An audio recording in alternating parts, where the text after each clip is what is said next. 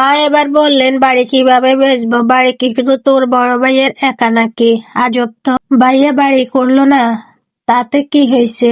জায়গাটা তো তোর বাবার, অর্থাৎ সব ভাই বোনেরই হক আছে সেই বাড়িতে। তোর ছোট ভাইয়া বলেছেন আইনত এই বাড়ির মালিক সবাই, কেউ চাইলে সেই বাড়ি বেচতে পারবে না। আমার কেবল জোরে জোরে শ্বাস পড়তে লাগলো। ছোট ভাইয়া আর আপা যে এত শয়তানি করতে পারবে আমার ধারণাতেও ছিল। কেবল অন্যান্য পরিবারে শুনে এসেছি এই ধরনের কাহিনী, কিন্তু নিজের পরিবারে কখনো দেখবো তা ভাবিনি। ওরা দুজন ভাইয়াকে দেখতেও এলো না। শেষে ভাইয়া কাছে যত সামান্য টাকা ছিল ক্ষতিপূরণ হিসেবে পাওয়া সেগুলো দিয়ে, তারপর ভাবিরও শেষ কিছু গয়না বেঁচেছিল সেগুলো বেচে মেজো ভাইয়া কিছু টাকা দিয়েছিল। ওসব মিলিয়ে ভালোভাবে তেমন চিকিৎসা করতে পারেনি, কোনো রকম চিকিৎসা করে বাড়িতে নিয়ে আসলো। ডাক্তার বলেছেন ভাইয়া আর কোনো সামান্য কাজও করতে পারবে না। ভাইয়া বাড়ি ফিরলেন একদম নিশ্চুপ হয়ে। তিনি আর কারোর সাথে টু শব্দও বললেন না। বাড়ির একপাশে তিনি থাকেন, একটা রুমে এক প্রকার বন্দি জীবন কাটান।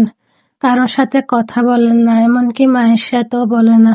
মা হাই উতাস করেন, কান্নাকাটি করেন, বলেন আমার কি দোষ? আমি তো মা, আমি তো সব সন্তানের ভালোই করতে চেয়েছিলাম। মায়ের উপর রাগ দেখিয়ে কি আর তুই থাকবি কি করে? মায়ের এসব কথায় এখন বড় ভাবি খুব রেগে যান, চিৎকার করে ধমকে দেন, মাকেও থামিয়ে দেন। মাও চেঁচান, তবে আগের মতো আর পারেন না। বড় ভাইয়াকে তিনি মাঝে মাঝে বলেন, তোর বউ ইদানিং কেমন করে আমার সাথে, তুই দেখিস না? ডাইনিটাকে তুই কিছু বলস না কেন? কিন্তু বড় ভাইয়া কোনো কথাই বলে না। আসলে বড় ভাবির মেজাজ সতমে চড়ে থাকে ইদানিং। ভাইয়া কোনো রকম কোনো ইনকামে নেই, সংসারটা কোন হালাতে চলছে। ভাবি এখন একটা এনজিওতে চাকরি করেন, কাপড় চোপড় সেলাই করেন। যতক্ষণ বাড়িতে থাকে কোনো রকমে টেনে টুনে ভাবি সংসারটা চালাচ্ছে, ভাইয়ের ওষুধপত্রও চালাচ্ছে। আর মা এখানে শাক সবজি খেয়ে কেবল দিন কাটাতে পারছেন না। তাছাড়া বড় ভাবি চাকরিতে থাকলে মাকেই তো রান্না বান্না করতে হয়, এসব তার ভাল লাগে না। আমাকে তিনি বললেন, বয়স হয়েছে, এসব কি আর পারি এত কাজ করতে? তোর ভাবি যে মেজাজ, 2 পয়সা চাকরি করে ভাব দেখায় আমার সাথে।